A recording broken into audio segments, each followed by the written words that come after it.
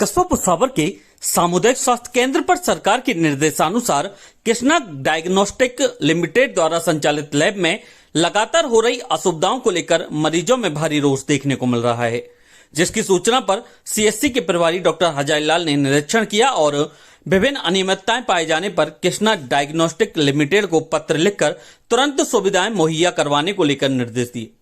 वहीं उच्च अधिकारियों को भी समस्या से अवगत करवाया है। सीएससी प्रभारी डॉक्टर हजारीलाल ने बताया कि सामुदायिक स्वास्थ्य केंद्र व मिशन निदेशक एनएचएम एवं संयुक्त शासन सचिव चिकित्सा एवं स्वास्थ्य राजस्थान सरकार द्वारा जारी आदेशानुसार हब एंड स्पोक मॉडल के अंतर्गत लैब में जांचें की जा रही हैं, जिसके लिए 2 माह पूर्व लैब को कृष्णा डायग्नोस्टिक लिमिटेड के लिए हैंडओवर किया जा चुका है, लेकिन आज दिनांक तक पूर्ण सेटअप नहीं किया गया है, जिससे मुख्यमंत्री निःशुल्क जांच योजना प्रभावित हो रही है। प्रभारी डॉक्टर हजारीलाल ने बताया कि कंपनी सहित उच्च अधिकारियों को पत्र लिखकर तुरंत समाधान हेतु पत्र प्रेषित कर दिया गया है। वहीं सीएससी भुसावर पर कार्यरत वरिष्ठ लैब टेक्नीशियन सुनील पांडे ने बताया कि कई असुविधाओं से जूझना पड़ रहा है, मरीजों को परेशानियों का सामना करना पड़ रहा है, जिसे लेकर सीएससी प्रभारी सहित अन्य अधिकारियों को अवगत करवाया गया है। सुनील कुमार पांडे, वरिष्ठ लैब टेक्नीशियन सीएससी भुसावर।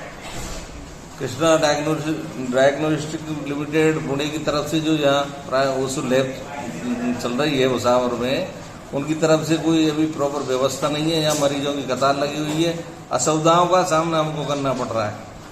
कई बार मौखिक लगभग 2 महीने से हम वहाँ सैंपल जा रहे हैं, जहाँ चालू है, परंतु इनकी तरफ से कोई भी प्रॉपर व्यवस्था यहाँ हुई नहीं है। कभी नेट नहीं आता है, कभी इनके मतलब वाईफाई वो नहीं है, और बहुत सारी कमियां चल रही हैं, जिससे यहाँ मरीज परेशान रहते हैं और सारी बात हमको सुननी पड़ती है मरीजों की।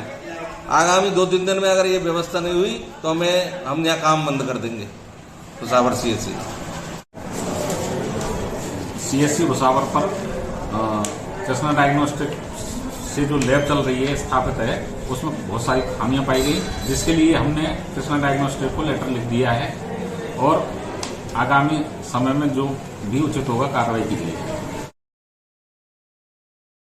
राजस्थान कृषि पर्यवेक्षक पटवारी एवं ग्राम विकास अधिकारी संयुक्त समन्वय समिति जयपुर की उपशाखा भुसावर ने राजकीय अवकाश के दिनों में कर्मचारियों से कार्य नहीं लेने की मांग को लेकर उपखंड अधिकारी राधेश्याम मीणा को ज्ञापन सौंपा।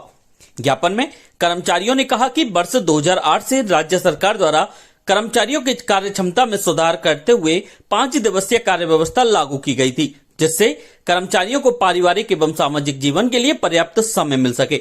समिति ने बताया कि वर्तमान में विभिन्न सरकारी कार्यक्रमों, बैठकों एवं अन्य प्रशासनिक कार्यों के लिए अवकाश के दिनों में भी कर्मचारियों को लगातार ड्यूटी पर बुलाया जा रहा है।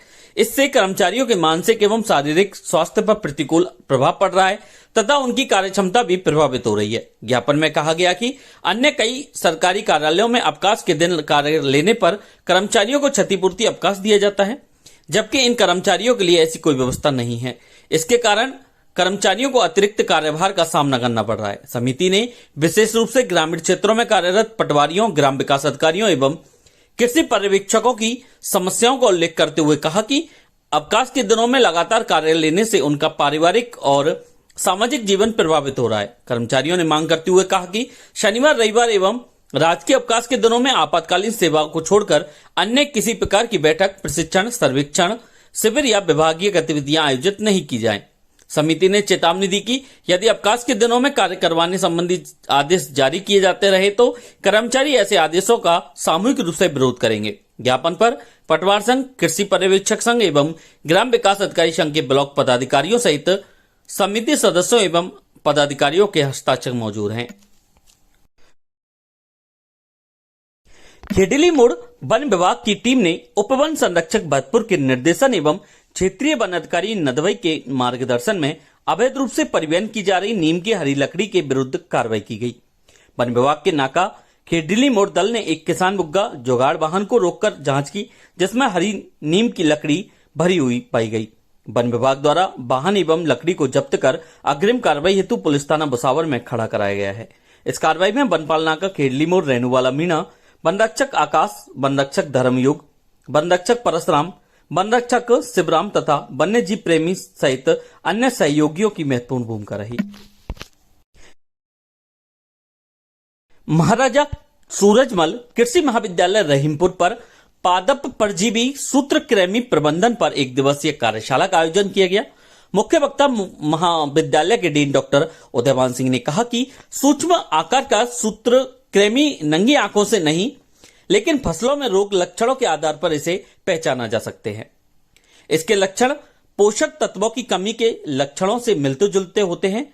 इसका प्रमुख लक्षण जड़ों में गांठ बनना व उनका गुच्छेनुमा हो जाना है। पौधे की बढ़वार कम होती है तथा पौधे बौने रह जाते हैं। पत्तियों का आकार छोटा रह जाता है। कृषि संभाग भरतपुर में यह अमरूद व नींबू के बगीचों को तेजी से नष्ट कर रहा है। इससे टमाटर, बैंगन, मिर्च सहित ज्यादातर सब्जियों को नुकसान पहुंचता है तथा उत्पादन में कमी आती है। मोटे रूप में इससे 25 से 30% तक नुकसान हो सकता है। सूत्रकृमि से पॉलीहाउस खेती करना मुश्किल होता जा रहा है। इसकी रोकथाम के लिए गर्मी की गहरी जुताई, खेत से अस्वस्थ पौधों को हटाना, गर्मियों में पतली पॉलीथीन सीट के साथ मृदा सुर्गीकरण, फसल चक्र अपनाना, खेत में गोबर अथवा कंपोस्ट खाद का उपयोग कर 0.8% से अधिक कार्बनिक पदार्थ मात्रा बनाए रखना, खेत के किनारे गेंदा उगाना, नीम की खली का प्रयोग, प्रतिरोधी किस्मों का चयन, ट्राइकोडर्मा को गोबर की खाद के साथ मिलाकर खेत की मिट्टी में मिलाना तथा आवश्यकता पड़ने पर कार्बोफ्यूराइन का प्रयोग करना शामिल है। इस अवसर पर कृषि महाविद्यालय के विद्यार्थी उपस्थित रहे।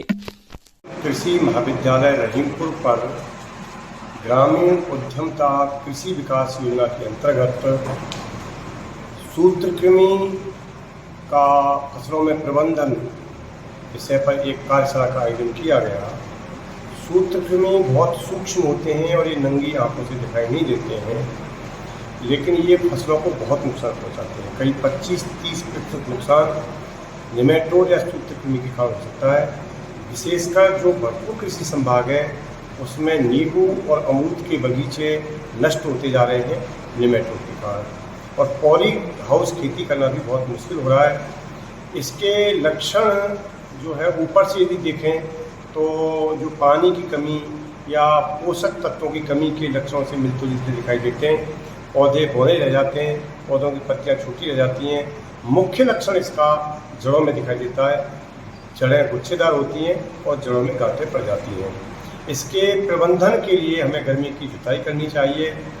सूर्यीकरण यानी कि सोलराइजेशन भी अपन कर सकते हैं, फसल चक्र अपनाएं, और यदि ज़्यादा ही प्रॉब्लम हो तो कार्बोफ्यूरान का प्रयोग किया जा सकता है। इसलिए सूत्रकृमि का हमें प्रबंधन अवश्य करना चाहिए, विशेषकर इस गर्मी की ऋतु में। धन्यवाद।